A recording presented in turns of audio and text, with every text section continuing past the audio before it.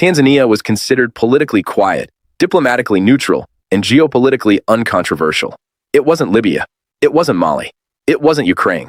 It rarely made headlines in Western media. And that's exactly why what's happening now matters so much.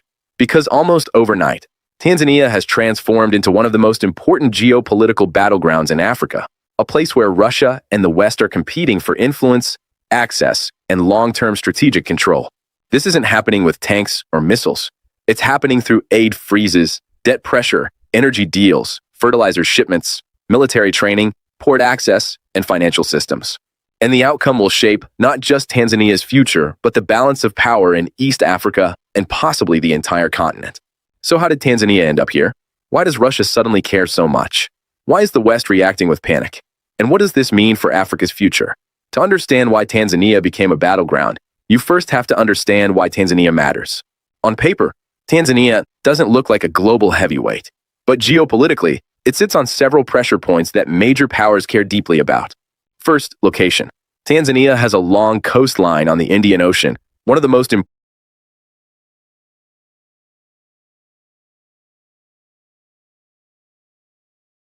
important maritime trade routes in the world. Its ports, Dar es Salaam, Tanga, Mtwara, and the planned deep-water port at Bagamoyo, are gateways not just to Tanzania, but to landlocked countries across East and Central Africa. Uganda, Rwanda, Burundi, Eastern Democratic Republic of Congo, Zambia. Second, resources. Tanzania has massive natural gas reserves, gold, diamonds, and strategic minerals, huge agricultural potential, tourism assets like Zanzibar and national parks. In a world facing energy shortages, food insecurity, and supply chain disruptions, these resources are not optional, they're strategic. Third, population and scale.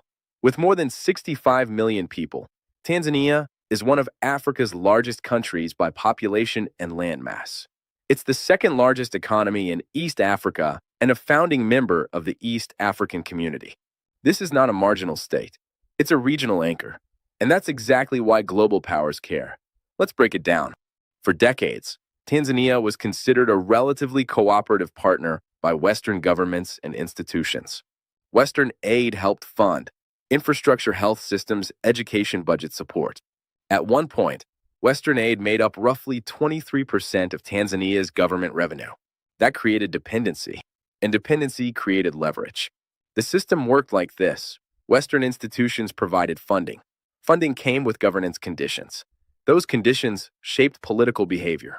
As long as Tanzania stayed within acceptable political boundaries, money flowed. But that relationship had a breaking point. In October 2025, Tanzania held national elections. The ruling party, CCM, won decisively. Opposition parties disputed the results.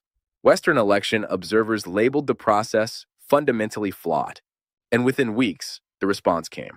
The European Union froze $156 million in aid. The United States pulled over $100 million and issued travel warnings. Western banks began tightening lending conditions. This wasn't symbolic punishment. This was economic pressure. Suddenly, Tanzania found itself cut off from the same financial systems it had relied on for decades. And the timing couldn't have been worse. Before the crisis, Tanzania was already walking a fine line. Public debt had climbed to nearly 50% of GDP and was rising towards 65%. Infrastructure needs were enormous. Agriculture required massive fertilizer imports. Energy projects needed capital and technology. Tanzania's 2025 budget jumped 15% to fund roads, railways, airports, power generation. All of this assumed continued external financing. But when Western funding stopped, the math broke. President Samia Suluhu Hassan publicly admitted that Tanzania's global image had been damaged and access to international financing had become extremely difficult. This wasn't a slowdown. This was an existential economic threat. Without capital, infrastructure stalls, agriculture suffers, growth collapses, social stability comes under pressure. Tanzania needed an alternative. Fast. Western policymakers believed sanctions and aid freezes would force political concessions. Instead, they triggered something else entirely. They forced Tanzania to look for new partners. And that's where Russia enters the story. Russia didn't arrive with headlines or press conferences. It arrived quietly. In October 2024, Russia's Minister of Economic Development flew to Dar es Salaam with a full delegation. Within 24 hours, Tanzania and Russia launched their first intergovernmental economic commission. Sector-by-sector cooperation was discussed. Concrete offers were placed on the table. And here's what made this different from Western engagement. Russia did not criticize elections, demand political reforms, attach governance conditions. Russia offered business agriculture employs about 65% of Tanzania's workforce. Tanzania needs roughly 700,000 tons of fertilizer every year. It imports over 90% of that supply. If fertilizer imports collapse, crop yields fall, food prices rise, social unrest explodes. Russia is one of the world's largest fertilizer producers, and Russia offered to expand fertilizer shipments, stabilize supply, provide agronomic training. This wasn't charity. It was strategic stabilization. Russia wasn't saving Tanzania's economy. It was preventing collapse. Tanzania has enormous natural gas reserves. The problem isn't resources.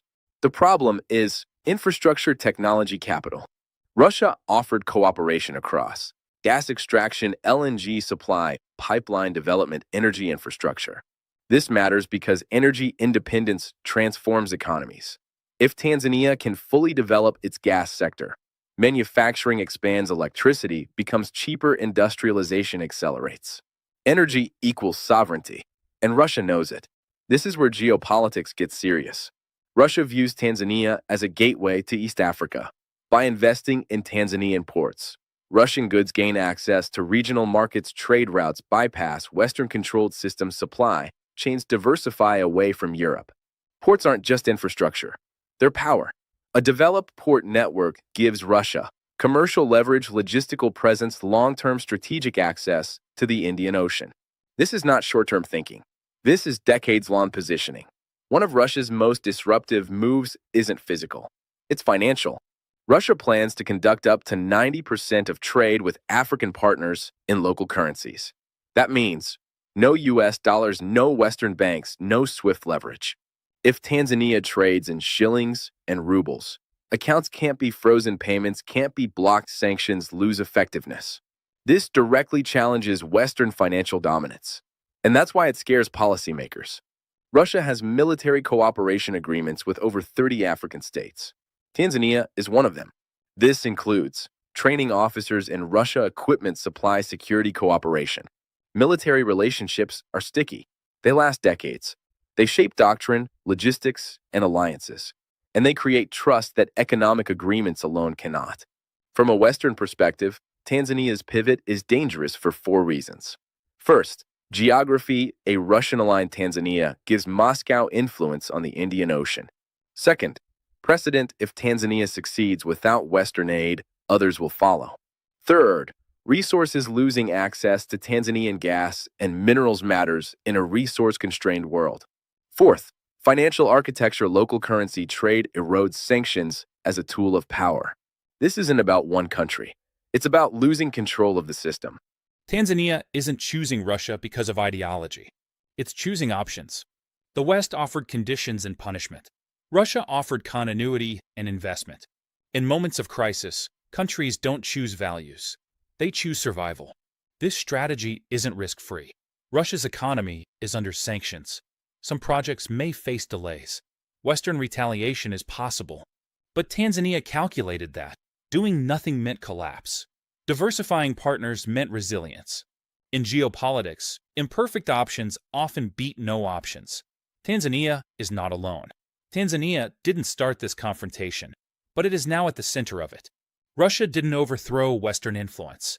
The West weakened it, and Russia filled the gap. This isn't the end of Western influence in Africa, but it is the end of unquestioned dominance. And Tanzania is proof that alternatives exist.